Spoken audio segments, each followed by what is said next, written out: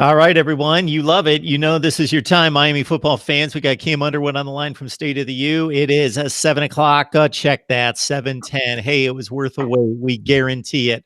Cam's on the line from State of the U, Miami football. And, of course, we're here just about every Wednesday night to do that just for you. The Canes go to camp on March 19th, so we are just about 2 weeks away. Cam, how you doing tonight? I'm good. I'm good. Yes.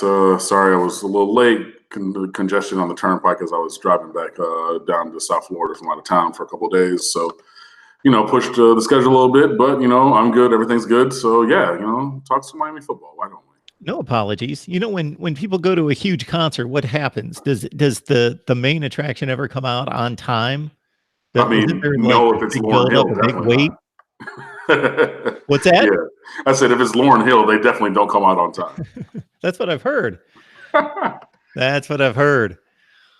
All right, Cam, you have a new defensive line coach, which of course is near and dear to Manny Diaz's heart. So I'm sure that he has pretty good confidence. I don't know how much of a selection there was at this point of the calendar year or the football calendar in terms of getting a replacement for your departed defensive line coach. So if you could set the record straight on the new addition from Akron. Yeah, so Miami's defensive line coach, Jess Simpson, had the opportunity to step up to the NFL level and be the head or the defensive line coach for the Atlanta Falcons. Jess Simpson being from Georgia, lifelong, coach up there at every level, basically, high school, college. And he was an assistant with the Falcons, not the defensive line coach, but like off field or not random, but ancillary assistant in 2017, came to Miami to replace Craig Kuligowski last year. And then the Falcons had the opportunity because their defensive line coach was leaving. He's a former player. I forget his name. Shucks. Anyway, but yeah, so then Jess Simpson decided he wanted to go up to the NFL level and be defensive line coach. So yeah, he went to go do that. And Manny Diaz did a little bit of a search in the kind of background because, as this is coming out, apparently the Falcons and Jess Simpson had communication going back even before signing day in January. And then it was released yesterday that Miami had hired Todd Stroud as the assistant head coach and defensive line coach, which is a direct replacement for the positions that Jess Simpson held. Stroud has been around for a long, long time. I'm looking at the Welcome to the U piece that we put up on the website, with the University of Miami Athletics statement. Stroud's coached at 9 schools in 33 years.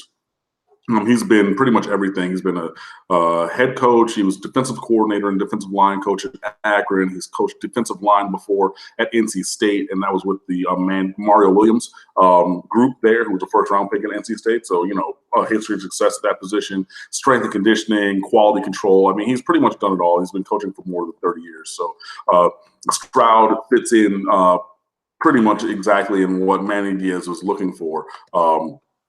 As a defensive line coach from like a teaching and learning standpoint. So obviously fitting into the scheme of the defense, which is going to pretty much be the same, even with the new defensive coordinator. And the defensive line coach, obviously the front line of defense needs to get up the field, needs to penetrate, needs to create havoc to make things work. Because if you're not getting up the field in Miami's defense, even more than others, that's not really going to make a successful kind of paradigm. So getting Todd Stroud, and that's somebody who, again, is coached at a high level. He's coached, like I said, a first-round draft pick on defensive line, and should be hopefully, a good addition for the Miami Hurricanes. Obviously, losing Jess Simpson as he steps up to the NFL is not the greatest, because I think he did a very, very good job, and wish him the best as he moves forward. The issue for me is going to be recruiting, because Jess Simpson was able to lean on his prior relationships, being a long-time high school coach at Beaufort, Georgia. So in the state of Georgia, his name held weight. He was able to get connected and contacted with students and players from there, and then recruit them. And he did a good job even going out of his state, or Miami's normal footprint, for recruiting this past year by going up and spearheading that move into New York City to get Jason Blissett and Jared Harrison Hunt. And then that also got Adam El-Gamal on the offensive line. And the first two were defensive tackles, so we needed that. Adam El-Gamal was a teammate of Harrison Hunt at Christ the King Regional. Boom, you get that. And then there's other guys in New York who have been offered and connected with Miami. And that was kind of spearheaded by Jess Simpson. So I'm interested to see how that works with Stroud as the defensive line coach, because Miami still needs defensive linemen both in and out of state. So that's kind of where my really question lies. But I mean, just looking at his track record of success, I don't think that it should be an issue on the field. But yeah, so that's the change at defensive line coach and assistant head coach for the Hurricanes, from Jess Simpson to Todd Stroud. He is Cam Underwood. You can catch him and the rest of his staff there at State of the U covering Miami athletics. Not such good fortunes for the basketball team, but of course, there's much hope for the football team heading toward spring practice here in a couple of weeks toward the 2019 season. We've got the super chat on, so if you'd like to contribute to Mark Rogers TV, the voice of college football, there you have one outlet. The other one would be on the Amazon links that you can find in the description section of any of the videos to contribute to the channel. All right. This, Cam, comes from Christopher Wright 3 days ago in response to you running through what you believe is going to be the secondary rotation for 2019. So you clearly stated, hey, I want to see these guys on the field because they have NFL kind of talent. These guys, I don't want to see them during crucial minutes. Mm-hmm.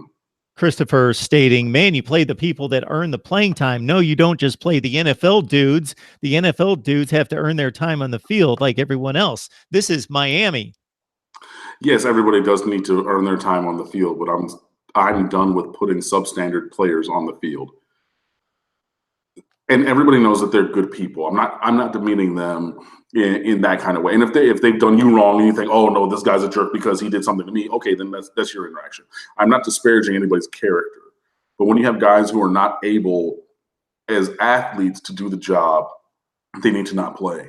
So guys like Nantambu Akil Fentress taking away snaps from Deion Bush, Rayshon Jenkins, and Jamal Carter, who are three NFL players at safety. AJ Highsmith doing the same. Robert Knowles this year taking snaps away from a Bubba Bolden, Amari Carter, or Gervin Hall. That is simply not good enough. And I know that you want good citizens and practice guys and things like that. But again, you have NFL talent on this roster. And if you cannot motivate them and coach them up to take those jobs, then now we need to look at the coaching staff again, just like we did with Al Golden's coaching staff. Because if you're playing, and whatever, I'm calling names, but if you're playing a Highsmith or a Fentress over Bush or Carter or Jenkins, guys who are playing and playing snaps and playing well in the NFL, if you're playing these other guys who are middling athletes and standard to substandard college players instead, then you need to look at the coaching staff and see what the hell are y'all doing. Okay. So, Robert Knowles is an athletic kind of guy, and everything, but I don't want to see him in key moments again. I remember 2017 at Florida State where he blew both coverages for those touchdowns in the fourth quarter on those two consecutive drives. He himself personally, I saw it. We were right there. As soon as he came on the field, you see all these big plays. Even last year against LSU, he's in there. The backup linebackers are in there. They run this stretch play off the left side. It opens like the Red Sea, and Edwards-Helaire or whoever the running back, Brissett, who ran 4.8 at the combine or something, he's still running away from the whole entire defense because the structure of the defense, it was blown up because you have guys who are not able to do their assignments out of place. That's what I'm talking about. And so I'm not here saying gift anyone any playing time.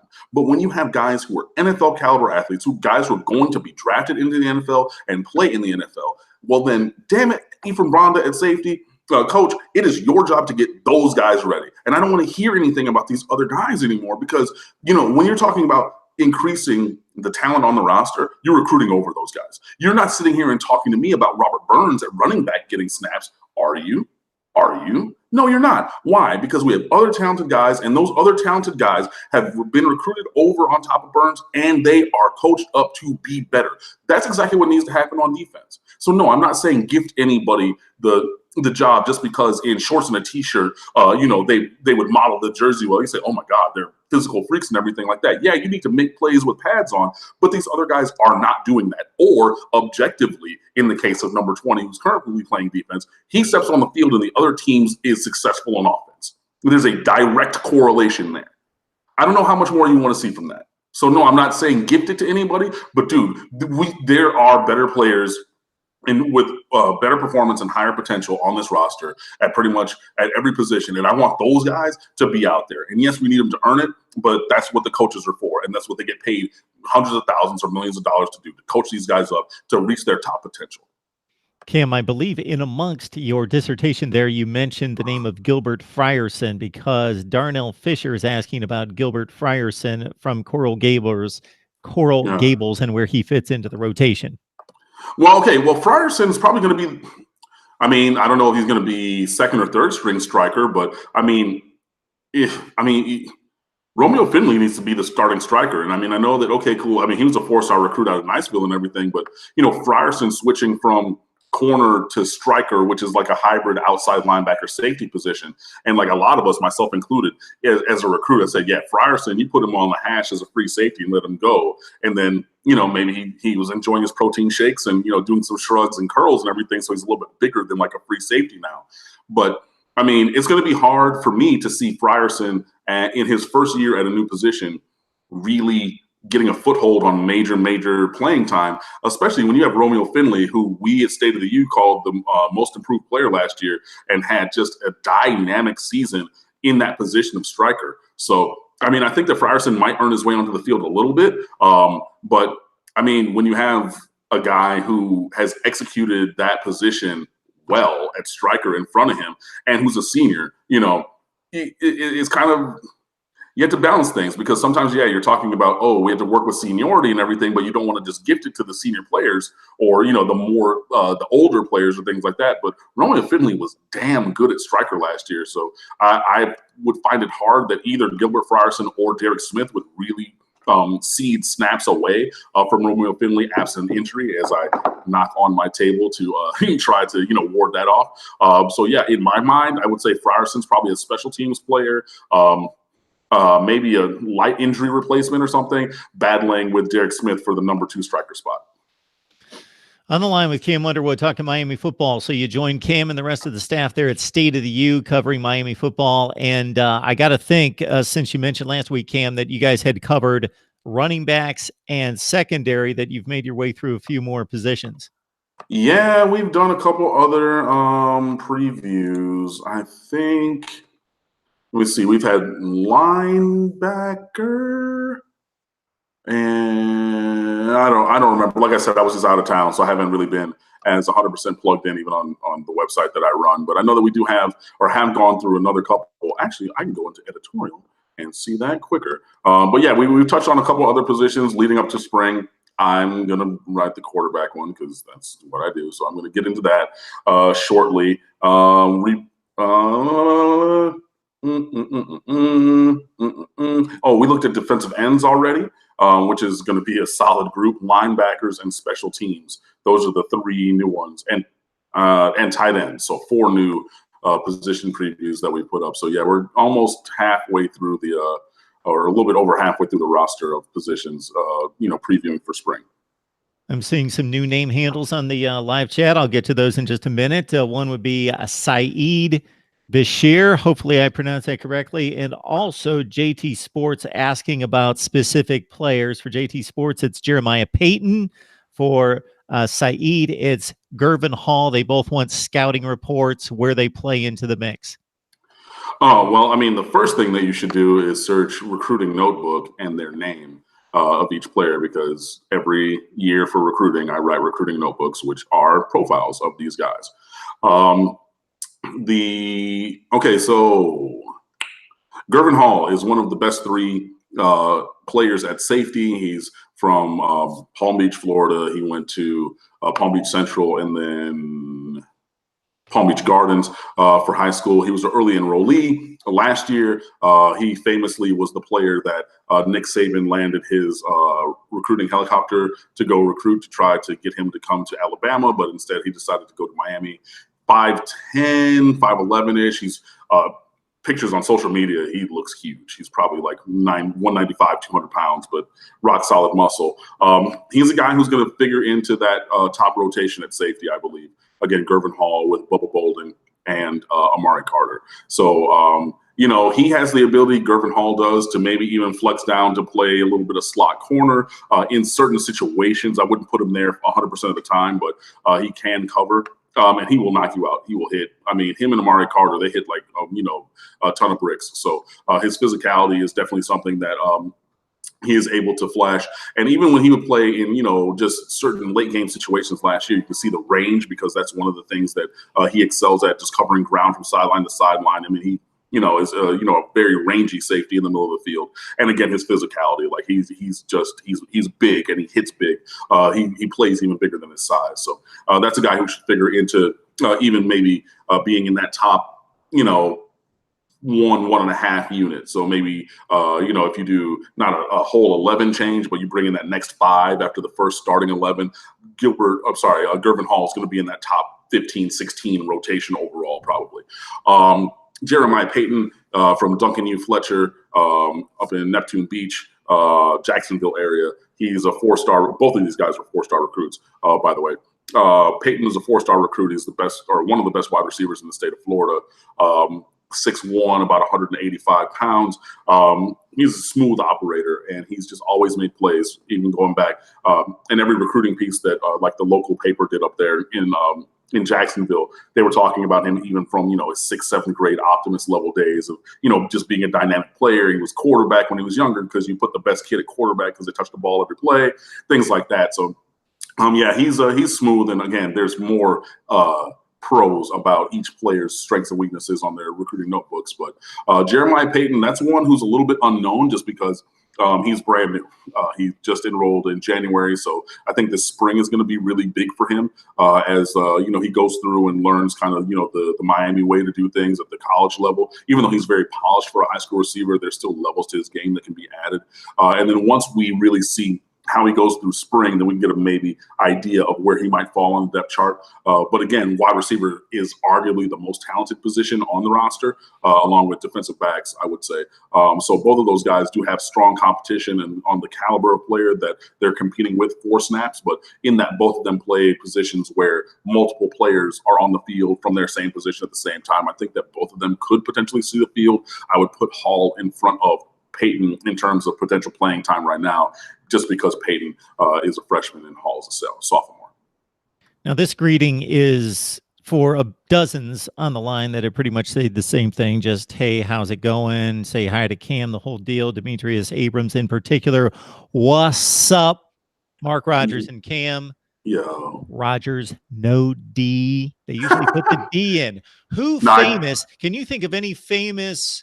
Aaron Rodgers would be the only one that I can think of the famous Rodgers clan that spells their last name with the D. I know.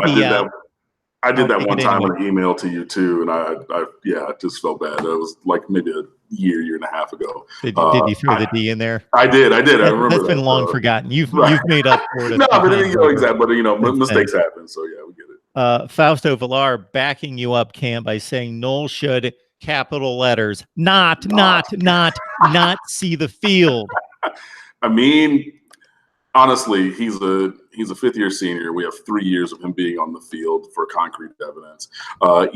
Just even on special teams, DJ Dallas had like a touchdown return last year, and he's pointing, he's saying, yo, go block this guy. And then you see Robert Knowles looking the other way. Like it was kind of funny because you clearly see DJ pointing like this, and he's looking the other way. I'm like, bro, he's like right next to you, like run, but in all seriousness, no. I mean, there's, like I said, he's sliding into that Nantambo Kilfentress, AJ Highsmith role where there are better players who he needs to not be stealing time from in base defense. And Cam, I'm going to make the more obvious example of just that at the quarterback position last year when he got N'Kosi Perry, a redshirt freshman last season. Malik Rozier, we know what he is 6-7 games into his senior season. He's not getting better. This kid has more talent, more upside, and more time that you can play him on the field to develop him. Why? Makes no sense. All right, Steve. Steve is excited, Cam, because he says, with exclamation marks, finally caught a live feed. Love the show. Love Cam. Been following for years. did we answer any questions about the new defensive line coach? So, Steve, I'm going to let you know what we tell many people. Of course, we know you can't jump on the line initially many times. So, yes, Cam has addressed the new defensive line coach from the University of Akron. So, as soon as this video posts, you go to the very beginning and you catch that analysis right there. Tons of people asking about Tate Martell. We covered that, of course, last week. Tate went through the full analysis and let us know that sometime near was it the end of spring practice? That has been the best guesstimation by many that there's going to be a decision. No, I mean, they were saying before spring practice. Oh, I saw Barry Jackson from the Miami Herald saying that there is no decision yet, but most everybody expected a decision by now even. So we're in that window of time where pretty much everybody, connected. And obviously, it would be advantageous just to know, it's one of those things where good or bad, just give me the news and then I can deal with it, But yeah, no, we're in the window of time where, Miami reportedly has expected or is expecting a decision on Tate Martell. And if that has not already been forthcoming, which it is not, then sometime in, maybe the near future, because again, Barry Jackson said that most everybody in Miami expected a decision already. So it could come down at any time now. So since we have no concrete factual news there, let me ask you this. Based on what you know of the criteria, in this particular case, this particular situation, what you've seen from other transfers, how hopeful are you that he's going to be given the waiver? I am not hopeful at all, and I hope to be proven wrong. That's just kind of the way that I'm going in about it.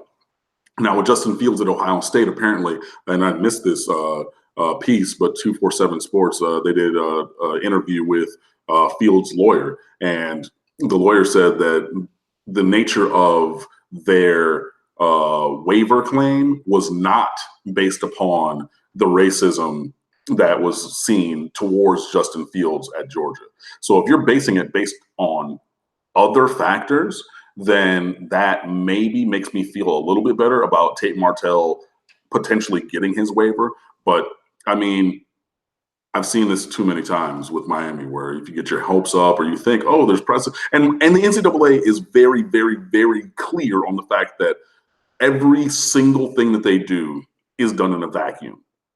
So if you look what happened to the Miami program, with the Nevin Shapiro thing, you say, oh, this is kind of like this other group. It should, be a proportional kind of penalty. And they say, no, everything they do is in a vacuum. So even with Justin Fields getting that or other players getting their waivers based upon things that are, concrete to the program and their recruitment and the coaching interactions and things like that, that doesn't lend me, I mean, it does, like, because you see, oh, all these guys are getting these waivers approved.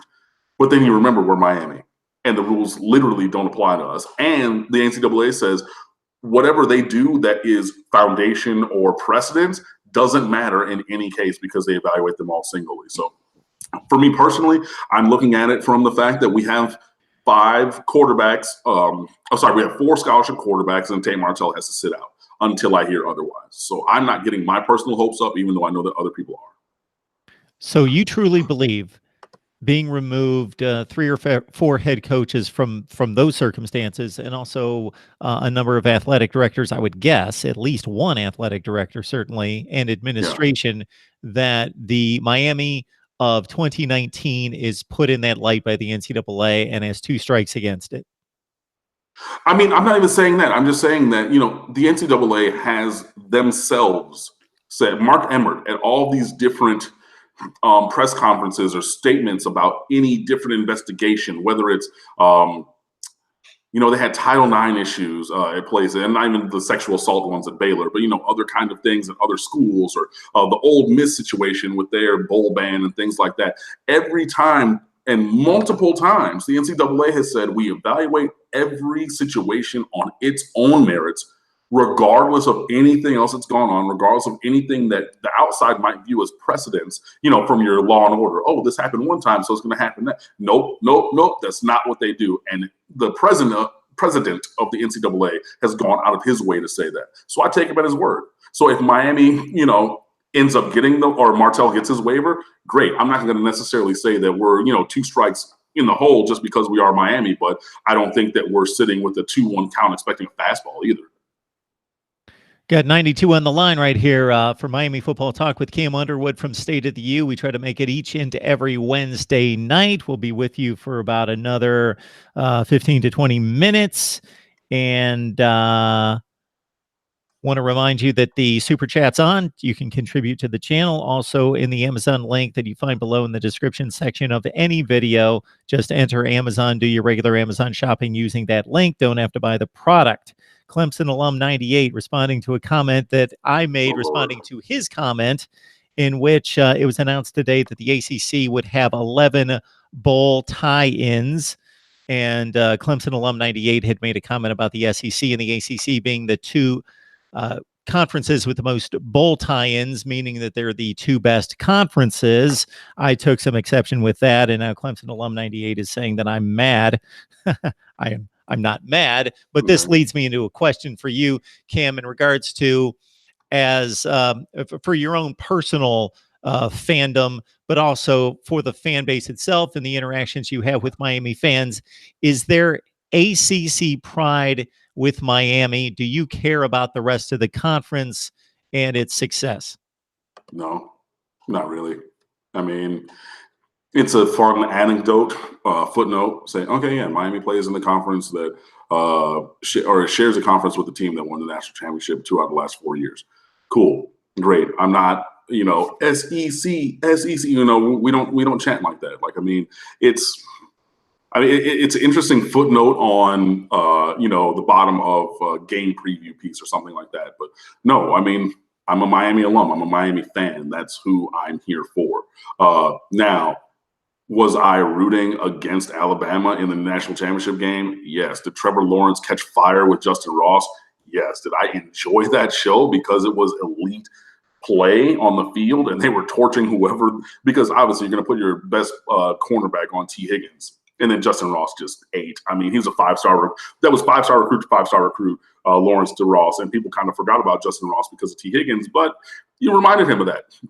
Did I personally enjoy that at the expense of Alabama just getting eviscerated by 4 touchdowns, which had never happened in Nick Saban's tenure?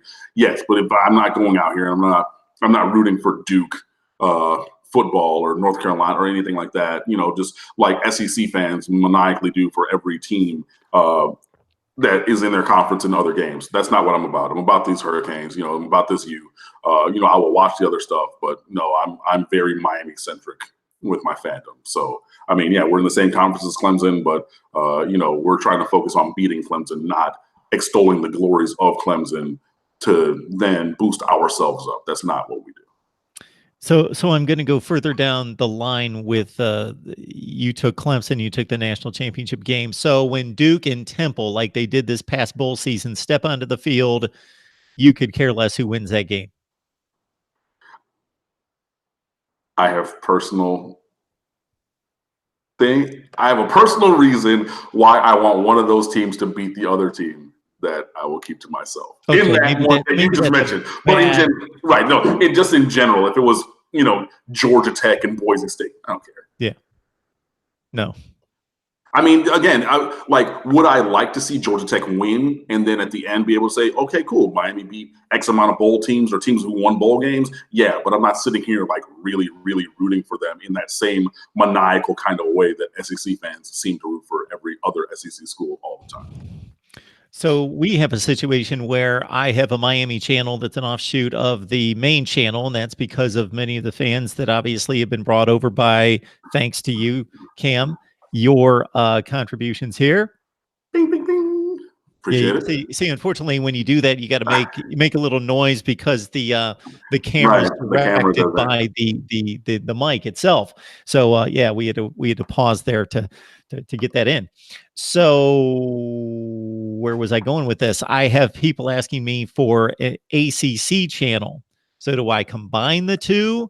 Or do I just have an ACC channel and a Miami channel? And I don't want to drive away Miami fans who are going to say, don't clutter me up with Duke and Wake Forest videos. Now, obviously, that's going to be to a lesser extent than Miami, Florida State, Clemson, etc. But Yeah, the SEC seems to be a different breed when it comes to that. I was asked by somebody just this week again how I would rate the conferences in regards to their fan base's allegiance, and I said, "Well, the Okay. SEC, it's not even close." And I'm guessing the Big Ten is next, but that's a educated guess. And then after that, I got a feeling that maybe the Big 12. There seems to be, I know a lot of Big 12 bloggers, writers, broadcasters, and there seems to be some tie in there between the Oklahomas and Oklahoma States and Texases where they kind of protect their own. And the ACC and the Pac-12, just there doesn't seem to be a whole lot there. Right. And I mean, the thing with the Big 12 especially is one word, Texas. I mean, you got 4 schools there. Obviously, Oklahoma is right across the road. There you got Oklahoma State, and then just Texas. I mean, they consume football in a different kind of way than a lot of other places. And yeah, I mean that's going to drive that kind of fandom. From those fans and everything. But yeah, I think that you're pretty. I think I would agree with what you said about the rankings of the conferences, and yeah, but they're all good in their own kind of ways. I mean, they have their high points and low points, but I think that order that you listed is pretty on point. Yeah, I think it is for this particular football season. And I did a conference rankings where I looked at every conference and put some metrics to it and churned that out. But I was also just speaking in that particular statement to the allegiance of the conference. Right. I think there is some kind of connection between, for as much as Ohio State and Michigan hate each other, Michigan State and so forth, that there is some, not to the degree of the SEC, but there's some kind of, because I grew up in Ohio and I've been around it my whole life. So there are people that root for the Big Ten. Johnny Crypto, thank you so much for contributing here. Love the channel, Mark. Love hearing Cam. It's Insight, old Kane alum from 81 to 85. Nice.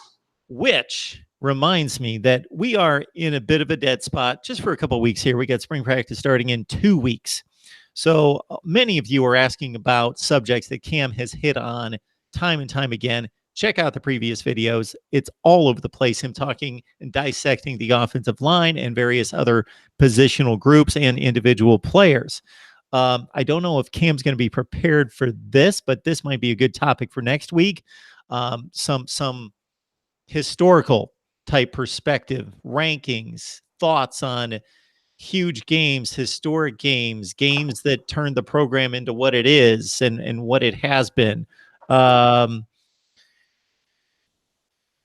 So we won't make an official listing of this, Cam, because I'm putting you on the spot. Right. But maybe we can think about this for future weeks. If I select a position, are you going to have a pretty good go-to list in regards to this would be your first team all Miami list at linebacker?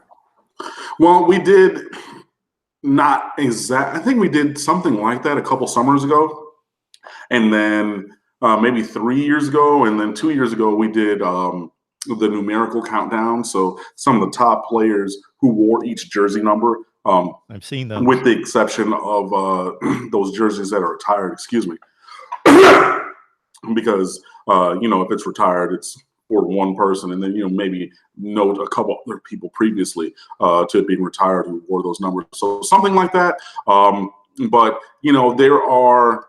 there's a distinction between best and favorite, and sometimes those do overlap. But I mean, yeah, again, Miami is a new school, new money program in the last 40 years, give or take. I'm even more new money to Miami because I wasn't a full-time Miami fan or anything till I enrolled, back in 2000. So, I would have really maybe even had to do a little bit more homework to go further. But I can give you, a couple people off the top of my head for, each position, if you want. Yeah, so let's not go that direction, Cam, because you, like me, want to do it right. And Yeah, anytime somebody just in the middle of nowhere asks me, okay, who are the 5 greatest college football quarterbacks of all time? I'm like, oh, hang on. I can't just spit that out of my mouth. So we'll not go that direction because, again, you would do that certain credibility right off the top of your head, but not to the degree that you would want because of the numbers involved and because of the comparisons and really taking everything into context. But I believe you could probably go position by position and give us your favorite player or your 2 or 3 favorites at every position. Yeah, and like I know that eventually when I get to one position, people are going to look at me because I put it in another piece a while ago. If we're talking quarterback, I know we spoke of him last week. Brock Berlin, Ken Dorsey, and then pick Heisman Trophy / Hall of Fame quarterback before Testaverde, Kelly. Any of those guys will probably be at the top. Running back, I don't know where to put him, but I'll put Jason Gathers at running back. I thought he was he played wide receiver and then he moved to running back. I don't know why. I really liked the way that he played, and I thought he could have even been like a bigger superstar. Frank Gore from when he was a freshman was just ridiculous. And then Willis McGahee's record-setting season in 2001 was one of the best seasons that I've seen from a running back. I think he still holds the yardage and the season record for that. Wide receiver, got to go Santana Moss. Got to go Andre Johnson because he was just a freak. And then, unfortunately, his career was cut short, but Amon Richards has to be up there for favorite wide receivers. Offensive linemen, just all the big best guys. I thought, Chantrell Henderson, even though he didn't live up to his #1 overall recruit kind of status, he was up there. Bryant McKinney, who to this day had the most food on one lunch tray that I ever saw in my life. Because, I saw that. So he had a lot, but he's a gigantic human being, so it makes sense. Romberg, he, played strongly. Joaquin said dominate. Like, how could I forget Joaquin? So, those guys. Defensive line, Jerome Brown, God rest his soul, because I have watched the videos of him, and he just had that swag. Warren Sapp was a beast who destroyed worlds. Calais Campbell was another favorite of mine. He was, I think, a year behind me at Miami. And so, he was redshirting because he was, basketball player. He was like 6'8", 210 pounds. And he was like all-state basketball player as well. So when I would be hooping in the rec center, he would come in and everything. And people would be throwing lobs up to him, like at the top of the square and things, because he's gigantic. He can jump out the gym. So he was one of my favorites. And John Square, randomly, I just thought he was a really good pass rusher. He was in the 2000 area or 2000 time at Miami. For that, tight end, Shockey, Winslow. I have a good story about Shockey, but I can't tell it on here. Sorry. I'll just yes, sorry, can't tell it on here, but it's a really good story. You can help our ratings. I can't tell. I hear you. I just can't do it. So yeah, I know I skipped tight end position. And then Greg Olson was pretty good as well, one of my favorites. And Kevin Everett also. He had that spinal injury when he was with the Buffalo Bills, but he dropped a touchdown that would have been touchdown on a fake field goal at Virginia Tech one year. And long story short, he rear-ended my lady friend the next morning on the way to class. So I was waiting for her and everything, to go get Starbucks or something, between classes from the School of Music to walk over, just like daytime or whatever. And I was just like, yo, where were you and everything? So I saw her later. She was like, yeah. And she was a big football fan, and we'd watched the game the previous night together with a group of friends. So she knew, who he was. And she's like, yeah, I got rear-ended on US 1. I get out of the car, and it's Kevin Everett. And she turns to him and goes, yeah, not a great 24 hours for you, was it? And he was just like, oh, kind of a thing. So that's a story about a tight end that I could tell on here. The one about Jeremy Shockey, unfortunately, you guys are just going to have to guess for the rest of the time. Linebackers-wise, DJ Williams, #1 overall recruit, my freshman brother in 2000. John Vilma also, and Dan Morgan, who was just a beast and a freak on the field. Defensive back, Marcus Maxey, randomly, just because everybody or some random people in college thought I was him. Don't know, don't see it, but okay. Antrell Roll, who drove past me going the wrong way down US 1 into Grand Avenue into the Grove one time to go to a party that we were not able to go to because the Grove was super duper packed for police activity or something that time. So he went to that and I didn't. But another thing. So, hey, you're getting all kinds of little anecdotes from me. On top of that, the late, great Sean Taylor, obviously. And then I would say Greg Threat. And I know that he pronounced his name Threat, but you spell it Threat, like threat. Greg Threat. Yeah, he was, if only for the name. Kicker-wise, all of our kickers were pretty good, but my favorite punter was Todd Severs, just because he was first-team All-State safety in Iowa in high school, and he was this massive dude. He's like 6'3", 220 at punter, which, you know, Miami's new punter is going to be 6'4". He's probably 235, 240 with all those tats from Australia. So Severs was Severs was the kicker? Kicker punter? One of the two. But anyway, yeah, so that would be I remember kind of the my name. Yeah, no, but I mean, big can't help dude. you Yeah. on that. Well, yeah, I mean, yeah, he was pretty good though. I mean, he was there again with the 2001 team. So, excuse me. Yeah, he was out there for a while. So, just off the top of my head, I would say those are probably my favorite guys to play for the UNH position. But again, it's off the top of my brain, and I know that it's slanted heavily to the newer guys, just because that's when I was there. So, sorry, not sorry. Martin Rosario, we thank you so much for the contribution, and also Tristan Oliver Photography chiming in. Clem 98 thinks Florida State has a better program history. Cam is talking about Vita Guerrera. He knows. Oh, we got an inside joke. No. Vita Guerra and Jeremy Shockey, that was not an at Miami story. That was when he played for the New York Giants. And they're based out of New Jersey, and she's famously this video vixen model from up there. And you've already heard all of that, so why would I tell you a story you already know? This is a thing that I cannot tell you, but again, it's from when Shockey and I were both at the University of Miami. Good stuff with Cam Underwood from State of the U. Join him there and the rest of the staff. And as long as they play ACC tournaments in basketball, regardless of how bad the season's been, there is hope of getting into an NCAA tournament. Probably not real hope, but some kind of hope, I guess. Technically, there's hope, right, Cam? I mean, on paper, yeah. But, I mean, Miami is going to have to play 4 rounds, I want to say, to get all the way through, because they don't have, I mean, they're a bottom 2 team, so there's no buys for the Hurricanes at the ACC tournament. So you got to win Tuesday, Wednesday, Thursday,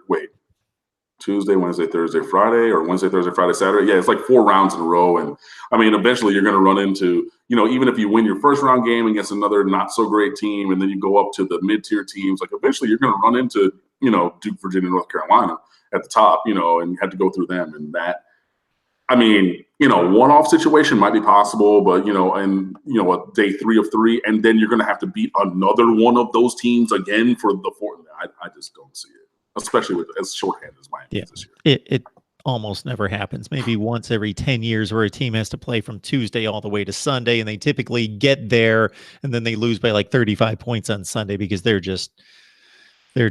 they've had it. They're gassed. Right, exactly. So, I mean, like I said, even if you put 2 games together and then you get to that 3rd round and then you're playing, one of those top 4 teams, and you by some way, and again, Miami's very shorthanded this year too, so you're not even relying on a 10-man rotation to get you there. So you're relying on these 7 guys to win the first game, the second game, and then the big boy game, and then you got to turn around again in less than 24 hours and beat another super premium blue blood. I just don't see it this year. I rewind to the conversation concerning the favorite players at each position, only because I've got something little to add.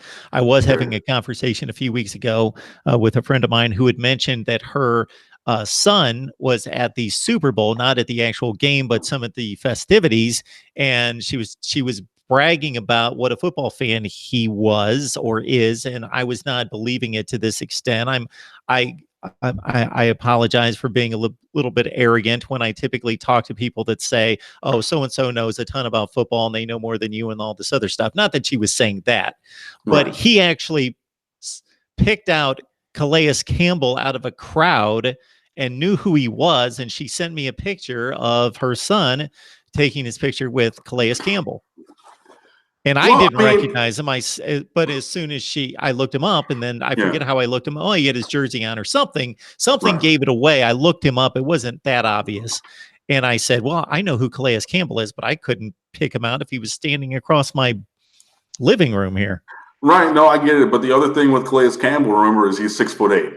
So it's like picking a basketball player out of the crowd. So, I mean, I'm sure that like some of that facial recognition of like, oh, I can look at him and see that this is who he is. But also when he's head and shoulders above everybody else, because he's, closer to 7 feet tall than he is 6 feet tall, that is a tell that does, kind of make it a little bit easier. But no, I mean, that's cool to be able to, especially with football players, because, just like you're talking about. Yeah. You know him in their jersey, you know him with the helmet on, but, with the helmet off and and that's, even if you remember watching the U documentary, like the first one, Melvin Bratton was talking about that. Like, the basketball players and baseball players, they don't cover their faces. So, you walk around campus and you're like, ooh, Jordan, Brian, whatever, because they see them all the time. That's why Miami started taking the helmets off because, when Melvin Bratton scored a touchdown, he took the helmet off in the Orange Bowl, like, look at my face so that when I come talk to you later, you know who I am. So, no, it is like I said, a rare skill to be able to pick out that many kind of football players, but made a little bit easier in Campbell's case because he's gigantic.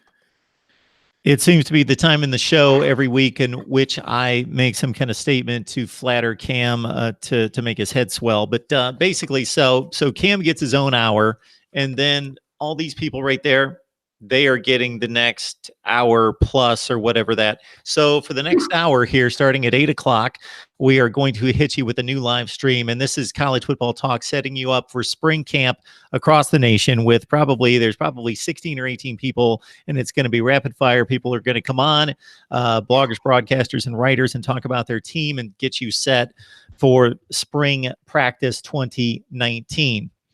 That's here at Mark Rogers TV, the voice of college football. So stay right here if you love college football. We need to shut down the Miami talk. I'm going to come right back. I've got to send all these links to these individuals that are going to join us for college football talk in another super chat and some exciting news concerning Mark Rogers TV, the voice of college football, to stay tuned for as well. Cam, we appreciate you stopping by. As always, you made it in under the wire and made the show what it is, as always. So it's always a good time. Yeah, man, it's always a good time, like I said, so I appreciate it. Be sure you check us out at stateoftheu.com. Plenty of stuff. I know that we kind of touched on some of the things on there, but I won't even run it down. It's an easy URL. Go check us out. Check us out on Facebook.com/thestateoftheu and at Twitter.com/thestateoftheu as well. And we'll see you next time. All right. And for everyone else, I will see you in just a few minutes on another live stream. Be looking out for it. You should have the notification, and it will be in your inbox and probably already is there. And again, I've got that many guests to talk college football over the next, who knows how many hours that's going to take, right here at Mark Rogers TV, the voice of college football. So please join us then. I will, in between guests, have the phone lines open at 860-325-3687. We'll see you in 5,